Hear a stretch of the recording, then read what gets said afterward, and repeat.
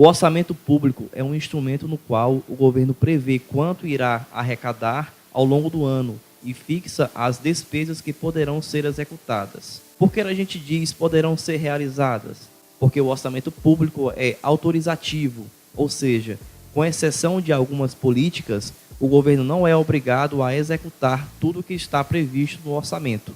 Por ser autorizativo, talvez essa seja a principal dificuldade para a concretização das políticas voltadas para a área da infância e juventude, já que o governo não tem a obrigação de executá-las.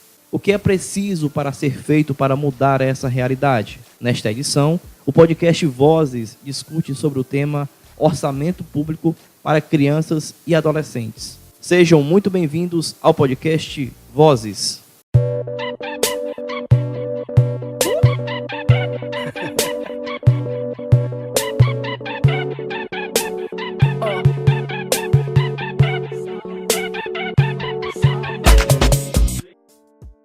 E aí, pessoal, tudo bem? Estamos começando mais um podcast Vozes do Instituto Terra des Hommes Brasil. Esse é um espaço criado para dar voz a você, adolescente e jovem, que se interessa sobre diversos temas relevantes à sociedade. Eu sou o Jair Melo e, nesta edição, vamos discutir sobre orçamento público para crianças e adolescentes. Segundo dados da Secretaria Municipal de Finanças de Fortaleza, a CEFIN, em 2017, houve uma redução de 99,1% em relação ao ano de 2016, na execução orçamentária do projeto Ponte de Encontro, política voltada para crianças e adolescentes em situação de rua. O programa Adolescente Cidadão, de responsabilidade da Fundação da Criança e da Família Cidadã, teve uma redução na execução orçamentária de 98,7% em 2017, se comparado ao ano de 2016. Também em 2017, Fortaleza investiu por cada criança ou adolescente apenas R$ 1,60, ficando com o quarto menor investimento entre as capitais brasileiras. Nesta edição do podcast Vozes, vamos falar sobre orçamento público para a infância e juventude. Para discutir sobre o assunto, recebemos dois jovens que fazem parte do projeto Gente Grande, desenvolvido pela ONG O Pequeno Nazareno, em Fortaleza. Eu gostaria de dar as boas-vindas à jovem Karine Cavalcante, que tem 18 anos. Tudo bem, Karine? Tudo sim. Que bom, Karine, pela sua presença aqui no nosso podcast. Também está com a gente o jovem Thalisson Lima, que tem 19 anos. Como vai, Thalisson? Tudo bem. E a nossa discussão terá a contribuição do técnico em orçamento público do Centro de Defesa da Criança e do Adolescente do Ceará, Renan Magalhães, que também é membro da coordenação colegiada do Fórum Permanente de ONGs de Defesa dos Direitos de Crianças e Adolescentes, o Fórum DCA. Muito obrigado pela sua presença, Renan. Muito obrigado, Jair. Boa tarde a todos e todas. Muito importante o espaço para que a gente possa discutir sobre orçamento público e, principalmente, prioridade de criança e adolescente na destinação de recursos públicos. Renan, e para iniciar o nosso debate, é importante que o ouvinte entenda sobre o que é orçamento público para crianças e adolescentes. Você poderia nos falar um pouco sobre como se dá o processo de aprovação desse orçamento para políticas públicas voltadas para o público infanto-juvenil e também como acontece a própria execução dessas políticas, considerando os seus impactos? Certo, Jair. Importante pergunta. O orçamento, antes de tudo, o orçamento, ele, no âmbito municipal, ele é de responsabilidade, a elaboração é de responsabilidade do Poder Executivo, que no caso do município de Fortaleza é da Prefeitura, do prefeito. No âmbito estadual é do governo do Estado e no âmbito federal do presidente. Então, a iniciativa de elaboração do orçamento público, no caso do município de Fortaleza, é da Prefeitura. E a elaboração, no caso, é responsabilidade do Poder Legislativo, que no caso do município são os vereadores. Então o prefeito, ele elabora o orçamento e envia para a Câmara Municipal para que possa ser aprovado. O que não acontece no caso específico de Fortaleza é que nesse meio tempo entre elaboração do Poder Executivo e envio para a Câmara Legislativa, para o Poder Legislativo, não há um diálogo de forma direta com a população, que é o ideal seria que o orçamento ele fosse participativo, que o prefeito conclamasse chamassem os jovens, os adolescentes, para discutirem as políticas voltadas para esse segmento, né? Então, nesse sentido, a gente já começa apontando essa falha, né? No caso do processo orçamentário, de discussão orçamentária, no caso de Fortaleza. E agora eu queria passar a bola para a Karine e o Thalisson. Gente, para vocês, como é que seria a realidade social de crianças e adolescentes em Fortaleza se o orçamento público para eles fosse executado na sua integralidade? Bom, assim, na minha opinião, eu acho que seria uma realidade totalmente diferente, por conta que as verbas que chegassem, se elas chegassem na sua integridade, com certeza daria para investir mais na educação, daria para investir mais no direito dos jovens, no lazer, na cultura, no esporte. E levando em conta esses fatores, inclusive poderia ser bem mais investido nas escolas, com livros, com mais conhecimento, né, para os nossos jovens, nesse caso, porque se pegarmos verbas públicas e acreditarmos que o jovem sim é o futuro e investimos o conhecimento nele, com certeza ele vai ter um ânimo a mais, na verdade, porque se pela manhã ele estudasse, pela tarde tivesse um lazer, com certeza ele estaria ocupado e com certeza conhecendo pessoas novas e com conhecimento a mais, né? Importante pergunta, Jair. Se o orçamento público fosse voltado totalmente para a criança e o adolescente, como a saúde, a educação, a ética, ensinando nas escolas o que é o certo, na verdade, em CRAs também, para estar dando cursos gratuitos para eles, ensinando coisas novas. Assim mudaria muito, porque tirariam eles das ruas, e em vez de estar nas ruas fazendo coisas erradas, eles estariam aonde? Estariam nas escolas, em lugares que dão apoio a eles, tipo CRAs, que beneficiam eles mais na frente para que engrandeça eles até para uma profissão, entendeu? Porque eles vão aprendendo coisas novas e tendo cursos. Isso tudo ia valer muito a pena. Renan, a cidade de Fortaleza vem apresentando o crescimento de arrecadação de suas receitas tributárias, configurando como a capital com a sexta maior taxa de crescimento real das receitas entre as capitais do Brasil, nos anos de 2013 a 2017. Como você avalia esse crescimento na arrecadação das receitas tributárias na capital cearense, enquanto a execução orçamentária de políticas voltadas para crianças e adolescentes demonstraram uma redução significativa nos últimos anos? Bom, primeiramente eu acho que é importante conceituar, definir o que são as receitas tributárias, né? Então, as receitas tributárias, elas são aquelas que são oriundas dos impostos que nós pagamos, né? Se a gente compra qualquer bem ou então presta um serviço, então tudo isso que a gente faz, a gente paga imposto. Então, esse imposto que nós pagamos, ele vai financiar as políticas, né? A minha avaliação em relação ao crescimento das receitas, né, tributárias em detrimento da redução das políticas para criança e adolescente, na verdade, esse cenário ele configura como uma contradição. E aí, no orçamento público, a gente trabalha com a concepção de conflito alocativo. É um nome feio, mas cabe uma definição que é muito importante, que faz sentido na vida de todos nós. Conflito alocativo é porque quando o gestor público, o prefeito no caso, ele vai pensar o orçamento ou executá-lo, ele vai destinar recursos, e a gente chama isso de alocar recursos, então ele destina recursos para aquelas áreas que ele avalia que são prioridade. Então, a partir do momento em que tem um crescimento da receita tributária, né? Fortaleza é a sexta capital com maior taxa de crescimento de 2013 a 2017. E aí esse recurso ele não é revertido em melhoria das políticas para a infância e adolescência. Na minha avaliação, a gestão municipal está deixando bem explícita que as políticas para crianças e adolescentes não têm prioridade na execução do orçamento público de Fortaleza. A especialista em educação e políticas públicas, Maria de Salete Silva, fala em vídeo disponibilizado no canal do Prêmio Itaú Unicef no YouTube da importância da efetivação dos direitos das políticas públicas para crianças e adolescentes, que perpassa também pela execução do orçamento público voltado para a área da infância e juventude. Vamos escutar um trecho de sua fala no vídeo.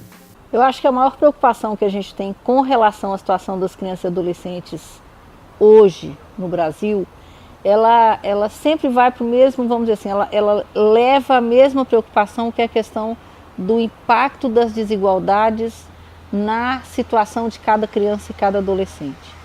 Nós não podemos mais falar de uma situação generalizada de políticas que protegem ou que não protegem quem tem acesso ou quem não tem acesso. Por isso é que a gente sempre fala que direitos, eles são para todos e são para cada um. Então acho que o grande desafio hoje dessa situação da criança e do adolescente e de sua vulnerabilidade é ter um olhar sobre as situações específicas, sobre como é que se chegou àquilo e o que é que deve ser feito em cada uma dessas situações. Se a gente não entender dessa forma, a gente fica com políticas que de maneira geral são muito boas, mas elas não têm a possibilidade de atender as demandas e as situações específicas de negação de direito. E voltamos novamente com o nosso debate, que nessa edição discute com vocês o orçamento público para a infância e juventude. E eu queria voltar novamente para a Karine e para o Thaleson e perguntar a vocês, na opinião de vocês, como a sociedade pode contribuir na luta pela garantia da execução do orçamento público para políticas públicas voltadas para as crianças e os adolescentes? Bom, o principal meio que os jovens, eu não cito só os jovens, mas sim a população, mas os jovens, porque sim é o futuro do país, se empoderando e tendo certeza concretamente que a única arma para lutar é indo para as ruas, indo buscar pelos nossos direitos, que de certa forma não chegam até nós, principalmente os jovens. Então, a principal arma que nós temos hoje é a gente buscar o conhecimento para lutarmos pelo nosso direito, indo para a rua e sempre buscando conhecer cada vez mais e mais os nossos direitos, porque se a gente buscar de certa forma o conhecimento, a gente vai saber o que é nosso por direito e daí a gente sim vai poder reivindicar aquilo que é nosso. Bom, concordo com o Thales. Na verdade, também eles poderiam, até mesmo nas escolas, tá levando o assunto para que eles possam também estar conhecendo e abordando os assuntos, sim, porque eles podem estar tendo um conhecimento, eles podem também estar levando nas escolas informações, tratando do assunto para que eles fiquem bem informados e possam estar buscando seus direitos. Renan, você poderia compartilhar conosco um pouco da sua experiência nesse processo de reunir esforços entre as organizações, inclusive com a participação direta de adolescentes e jovens, nos espaços de discussão, nos fóruns e também nas manifestações, visando sensibilizar o governo municipal a priorizar o orçamento para a área da infância e juventude? Bom, como foi falado no início, eu faço parte de uma organização chamada Centro de Defesa da Criança e do Adolescente, que é o SEDECA Ceará. E aí o SEDECA Ceará é uma das organizações pioneiras que atua nessa questão do monitoramento do orçamento público. Então, o SEDECA Ceará teve um grupo chamado a Rede OPA, que era um grupo de adolescentes e jovens que monitoravam o orçamento público, iam para as discussões na Câmara Municipal, quando existia, ainda que de forma vaga, um orçamento participativo. Mas esses adolescentes estudavam o orçamento, as peças orçamentárias, e aí, nos momentos de debate, de discussões, eles iam para os parlamentos discutirem. E, além disso, também faziam atos públicos, realizavam atos públicos. Então, a minha experiência, eu chego no SEDEC em 2015 e aí a minha formação já é reflexo do que essa organização já faz e já fez durante muito tempo, né? E, além disso, faço parte também do Fórum de Organizações da Sociedade Civil, que luta pela garantia dos direitos de crianças e adolescentes no estado do Ceará, que é o Fórum DCA. Ele é composto por várias organizações da sociedade civil, e aí ele se estrutura por comissões, e uma das comissões é a Comissão de Orçamento e Controle. E aí a finalidade dessa comissão é justamente analisar e monitorar os orçamentos públicos daqui do município de Fortaleza. Para além disso, também a gente atua em algumas comunidades, realizando formações sobre o orçamento público, levando a discussão do orçamento, trazendo essa discussão do orçamento que muitas vezes fica muito no campo abstrato, e a gente, a partir do momento que faz formações com adolescentes e jovens, a gente consegue com que o orçamento tenha sentido na vida desses adolescentes e, a partir disso, consigam reivindicar e lutar por seus direitos. Karine e Thalisson, para vocês, que políticas públicas poderiam ser executadas em Fortaleza para que as crianças e os adolescentes tivessem uma melhor assistência social e os seus direitos atendidos? Bom, eu acho que o necessário seria que criasse mais CRAs, porque, na verdade, os CRAs, eles tratam de tudo, da saúde, do lazer, da educação e a cultura, né? Fossem criados mais, que desse acesso para elas com facilidade, né? Porque todas as crianças merecem ter um apoio e que também ajudam nas escolas, porque eles acompanham. Só complementando o que ela falou, é muito importante criar CRAs nas comunidades, e também o que seria bastante legal era criar grupos, grupos de jovens, na qual eles poderiam ter mais um conhecimento sobre políticas, ter mais um conhecimento sobre esporte, lazer e cultura, que são direitos de todos os jovens, né? E, poderia criar, sim, grupos, grupos de manhã, grupo pela tarde, e de noite todos podiam se reunir para cada um conhecer mais, e é isso. Para vocês também ainda, Karine e Thales, existe algum projeto que vocês pudessem colocar como um exemplo que funciona, que é voltado para a área da infância e juventude, né? Vocês, por exemplo, fazem parte desse projeto Gente Grande, né? Da ONG O Pequeno Nazareno. É uma saída, né? Que outras políticas, a partir de que vocês têm experiência também nesse projeto, poderiam ser executadas, que vocês saibam que também já funciona e que podem atender? Sim. Inclusive, como você já falou, né? Faço parte do projeto Pequeno Nazareno, e de certa forma foi muito importante, e foi muito importante para mim. Vou citar um pouco do meu caso, que não sabia praticamente nada sobre políticas públicas e sobre política também. Era um jovem que passava, bem dizer, o dia sem fazer nada.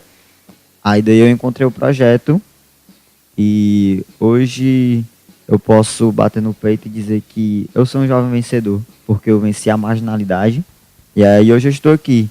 Por isso, sim, a importância de ONGs, né? Porque se eu não tivesse encontrado essa ONG, eu poderia estar onde agora? Então, é isso. Sim, conheço sim, e também faço parte do projeto Gente Grande, que é na ONG do Pequeno Nazareno, e lá é um canto, sim, que você pode ter conhecimentos, eles ajudam você a ter mais informações, até questões psicológicas, eles ajudam muito. E ajudam também a tirar crianças da rua, como o Pequeno Nazareno. Ele tem um projeto para tirar crianças que não têm lazer. O Pequeno Nazareno tem um abrigo, que na verdade pegam crianças que precisam, e através de doações a gente consegue estar com eles e ajudando eles também. Então, é uma boa.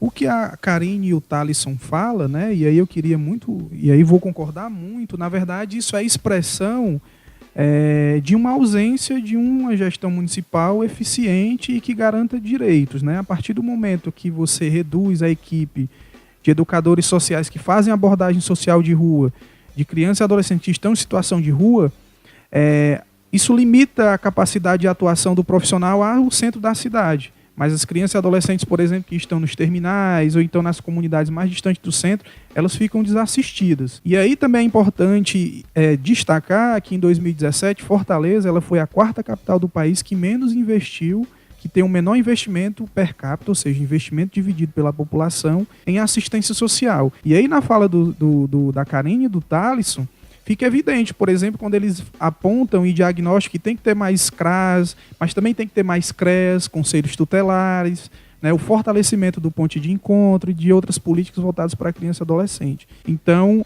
concordo muito com a fala deles e, na verdade, essa reivindicação ela expressa uma ausência de políticas, né?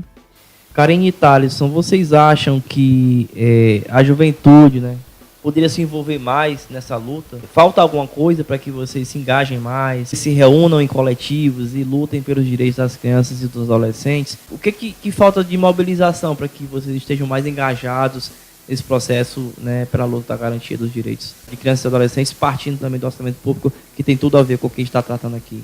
Eu acho que assim, falta apoio, principalmente muito apoio, porque, de certa forma, se nós pegarmos jovens empoderados e ali criar grupos com uma pessoa que tenha uma voz forte, assim, principalmente na prefeitura, nos governos, a gente poderia, sim, estar lá reivindicando pelos nossos direitos e tá lá, e para mostrar para as pessoas que nós podemos sim ser diferente e tipo mudar um pouco esse dilema de que foi da periferia, vai ter mais um marginal, isso e aquilo, tipo mostrar diferente para eles e mostrar diferente para nós mesmos, entendeu?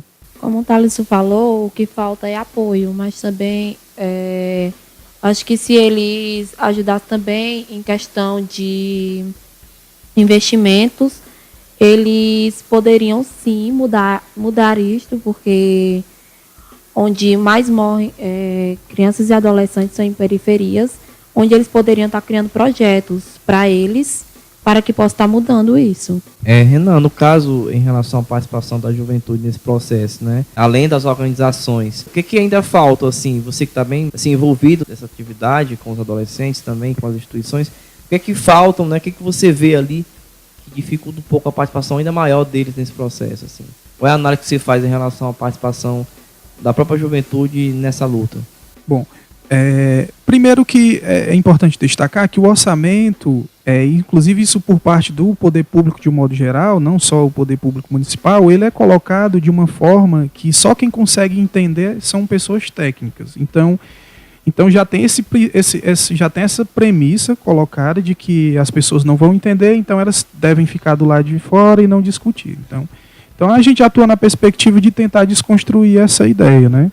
Existem grupos de adolescentes e jovens, sobretudo nas comunidades, nas periferias, que a gente tem contato que eles são coletivos autônomos, que já vêm atuando nesse sentido do monitoramento na pressão, sobretudo nos equipamentos culturais, inclusive realizam eventos como os rolezinhos, que inclusive o Estado não entende e acaba entrando de forma muito truculenta e acabando, mas a gente sente que já tem grupos os coletivos já estão, assim, vem se fortalecendo. E aí, no que diz respeito à questão do orçamento, o que pode avançar, na verdade, dentro do rol das atuações dos coletivos, que a gente também volte cada vez mais o olhar para essa questão do orçamento público, de formação e incidência. Formação e incidência eu acho que é um diálogo perfeitamente possível, né? E é isso que a gente lá no Fórum DCA, no SEDECA, tem tentado fazer, né? Ainda tem uma certa relutância por parte de alguns coletivos, mas a gente tenta enfrentar e tentar fazer com que o orçamento de fato tenha sentido, porque tudo que a gente está conversando aqui na fala muito forte do Thaleson e da Karine é isso. A gente está falando de orçamento público e principalmente de garantia de políticas, né? Garantia do funcionamento dessas políticas. Se não tem orçamento, não existe funcionamento adequado dessas políticas. Gente, chegamos à conclusão de mais uma edição do podcast Vozes. Vocês poderiam deixar uma mensagem final para os ouvintes que estão com a gente até aqui? Bom, só para finalizar a nossa conversa, né? Eu queria dizer a todos os ouvintes que estão escutando, para não se intimidar com nada e ter total convicção de que os jovens sim são o futuro e de acreditar nos nossos jovens e não descriminalizar pelo estilo, pelo jeito e acima de tudo pela cor. Então, eu queria primeiramente agradecer a todos os ouvintes, que vocês possam ir atrás de seus direitos e não calar. Não se calar, mesmo que tenham medo, e vamos à luta por nossas crianças e adolescentes. Obrigada. Queria agradecer a oportunidade do Jair, da TDAH, todo o cuidado que vocês tiveram com a gente, agradecer os ouvintes, parabenizar também pela importância do programa, além de tratar sobre orçamento público, né, oportunizar também que jovens como o Thaleson, a Karine também estejam aqui fazendo suas avaliações, fazendo suas críticas, suas percepções. E aí queria deixar como mensagem final isso, não nos cansemos, sigamos em luta, meninos e meninas no poder. Obrigado, pessoal, pela participação de vocês. Esse foi o podcast Vozes e eu agradeço a presença da Karine, do Thaleson, do Renan e de todos os ouvintes que estão com a gente até aqui. Você que acompanha o nosso podcast, envie sugestões de temas acessando o nosso site tdhbrasil.org. Para conhecer mais do Instituto Terre des Hommes Brasil, acesse as nossas redes sociais, Twitter, Facebook, YouTube e o Instagram. É só buscar por TDH Brasil. Espero que esse momento tenha acrescentado boas reflexões a todos os nossos ouvintes. Esperamos contar com a escuta de vocês na próxima edição do Vozes. Aguardo vocês lá. Tchau!